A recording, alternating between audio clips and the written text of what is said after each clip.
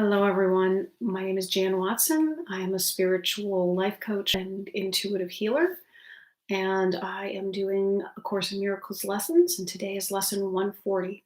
Only salvation can be said to cure. Cure is a word that cannot be applied to any remedy the world accepts as beneficial. What the world perceives as therapeutic is but what will make the body better. When it tries to heal the mind, it sees no separation from the body where it thinks the mind exists. Its form of healing thus must substitute illusion for illusion. One belief in sickness takes another form, and so the patient now perceives himself as well. He is not healed. He merely had a dream that he was sick, and in the dream he found a magic formula to make him well. Yet he has not awakened from the dream, and so his mind remains exactly as it was before. He has not seen the light that would awaken him and end the dream. What difference does the content of a dream make in reality? One either sleeps or wakens. There is nothing in between. The happy dreams the Holy Spirit brings are different from the dreaming of the world, where one can merely dream he is awake. The dreams forgiveness lets the mind perceive do not induce another form of sleep, so that the dreamer dreams another dream. His happy dreams are heralds of the dawn of truth upon the mind. They lead from sleep to gentle waking, so that dreams are gone, and thus they cure for all eternity. Atonement heals with certainty and cures all sickness. For the mind which understands that sickness can be nothing but a dream is not deceived by any forms the dream may take. Sickness where guilt is absent cannot come, for it is but another form of guilt. Atonement does not heal the sick, for that is not a cure. It takes away the guilt that makes the sickness possible. Let me reread that line. It takes away the guilt that makes sickness possible. And that is cure indeed, for sickness now is gone, with nothing left to which it can return. Peace be to you who have been cured in God and not in idle dreams, for cure must come from holiness, and holiness cannot be found where sin is cherished. God abides in holy temples. He is barred where sin has entered, yet there is no place where he is not, and therefore sin can have no home in which to hide from his beneficence. There is no place where holiness is not, and nowhere sin and sickness can abide. This is the thought that cures. It does not make distinctions among unrealities, nor does it seek to heal what is not sick, unmindful where the need for healing is. There is no magic. It is merely an appeal to truth, which cannot fail to heal and heal forever. It is not a thought that judges an illusion by its size, its seeming gravity, or anything that is related to the form it takes. It merely focuses on what is and knows that no illusion can be real. Let us not try today to seek to cure what cannot suffer sickness. Healing must be sought but where it is, and then applied to what is sick so that it can be cured. There is no remedy the world provides that can effect a change in anything. The mind that brings illusions to the truth is really changed. There is no change but this. For how can one illusion differ from another but in attributes that have no substance, no reality, no core, and nothing that is truly different? Today we seek to change our minds about the source of sickness, for we seek a cure for all illusions, not another shift among them. We will try today to find the source of healing, which is in our minds because our Father placed it there for us. It is not farther from us than ourselves. It is as near to us as our own thoughts. So close, it is impossible to lose. We need but seek it, and it must be found. We will not be misled today by what appears to us as sick.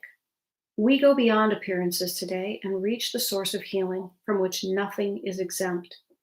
We will succeed to the extent to which we realize that there can never be a meaningful distinction between what is untrue and equally untrue. Here there are no degrees and no beliefs that what does not exist is truer in some forms than others. All of them are false and can be cured because they are not true. So do we lay aside our amulets, our charms and medicines, our chants and bits of magic in whatever form they take. We will be still and listen for the voice of healing, which will cure all ills as one and restoring sameness to the Son of God. No voice but this can cure.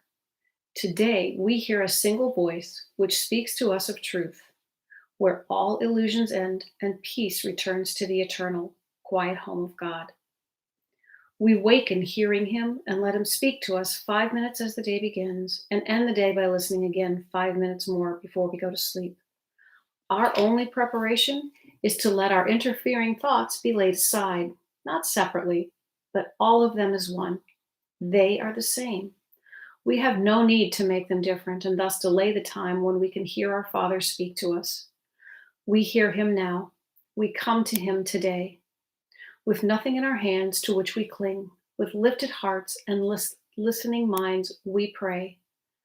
Only salvation can be said to cure. Speak to us, Father, that we may be healed. I'm going to repeat that. Only salvation can be said to cure. Speak to us, Father, that we may be healed. And we feel salvation cover us with soft protection and with peace so deep that no illusion can disturb our minds, nor offer proof to us that it is real. This will we learn today, and we will say our prayer for healing hourly and take a minute as the hour strikes to hear the answer to our prayer be given us as we attend in silence and in joy. This is the day when healing comes to us. This is the day when separation ends, and we remember who we really are. That's the end of lesson 140. Only salvation can be said to cure. As I'm reading that, I'm drawn to a book by Louise Hay called Heal Your Body. Or there's another version that says You Can Heal Your Life. This is a book of symptoms and conditions along with the mental and emotional correlation. When you read all of the correlations to illnesses, to dis-ease, you find that they are, in fact, all related to some form of guilt, fear, anger, resentment, all forms of fear that just take a little bit different intensity. Again, we give fear different names, and so we have different symptoms to correlate. Only salvation, only love, only the truth can truly heal us. Anything else is a placebo at best. It is exchanging one lie for another. And so if we exchange, this lollipop for that lollipop, and we say they have magical powers, and you say this one doesn't work, I know it's a lie, but you accept the other one. Or if it's you get a pill and then they say, well, no, let's try this shot. And you believe that either of those placebos is different or healing, then you buy into the illusion. Again, there is no difference in the illusions. Today, I encourage you to listen for true healing, listen for love, find out where love is, and be open to healing on all levels for you. If your body is speaking to you today, I encourage you to look at where the guilt, where the fear, where the anger lies, and look at what the message is, kind of from the communication of the body that can be very literal. And so if your neck starts to hurt or your head starts to hurt, you can ask how you are being rigid, how you are not willing to look at things differently, where you are banging your head against the wall, where you are being closed-minded, and allow that love to enter in so that you can see this world differently and you can reach that place of salvation. Okay. Now let's move on to Tina Spalding's channelings of Jesus.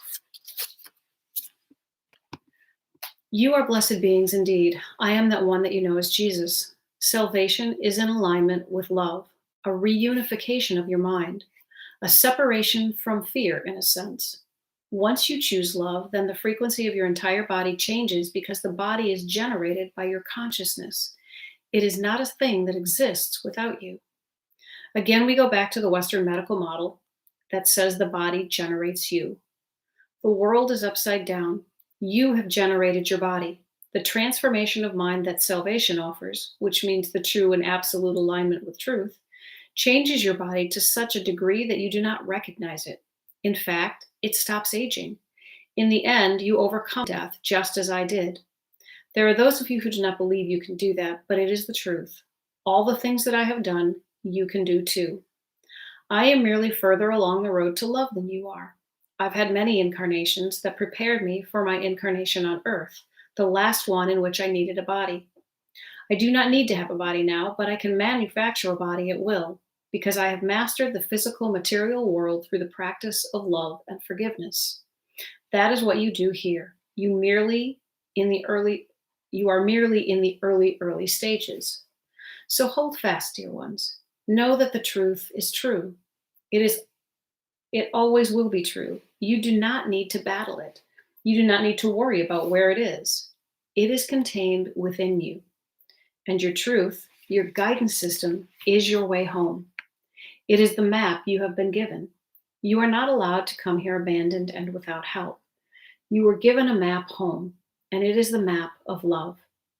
Through forgiveness, you align yourself with that frequency, which is the frequency of the mothership, God, all that is. That frequency is love. The more you align with that frequency, the better you feel. The better you feel is how you know you are closer to that home that is your forever place. When you return home, you have more lessons. There will be opportunities for expansion beyond your ability to comprehend right now.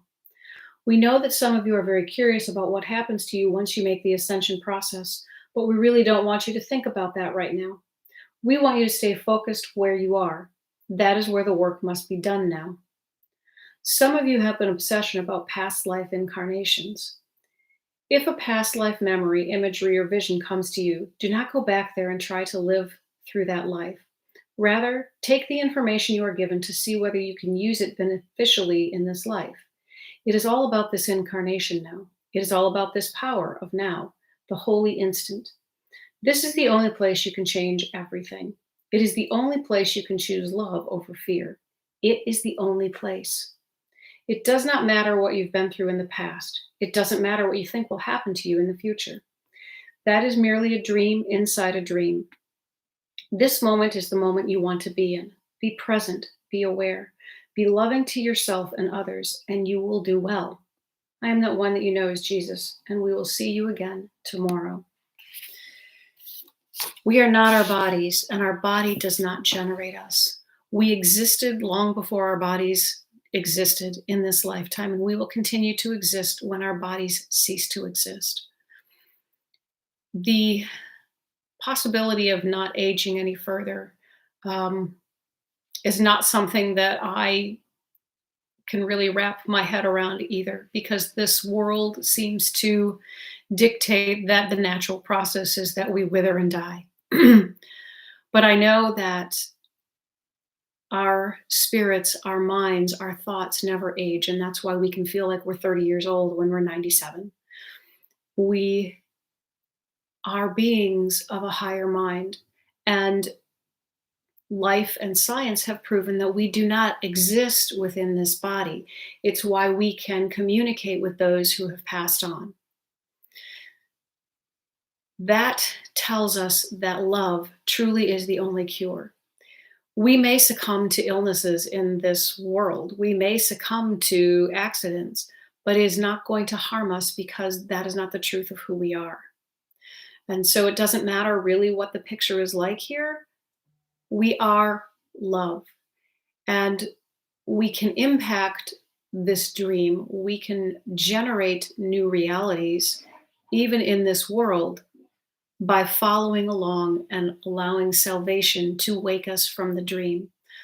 But part of that is not getting caught up in the dream itself. You don't need to look for sickness. And remember that if you begin to feel ill in one form or another, it is not a punishment. It is not proof that we are the bodies. It is not telling you that you are evil or sinful. It is simply communicating with you that somewhere you're out of alignment with your love. That is part of salvation. recognize when you are out of alignment with love and step back onto that path of love and allow true healing to take place, and then allow the body to follow to whatever degree it follows. Have a wonderful, miraculous, loving, salvation filled day. I'll talk to you again tomorrow. Bye.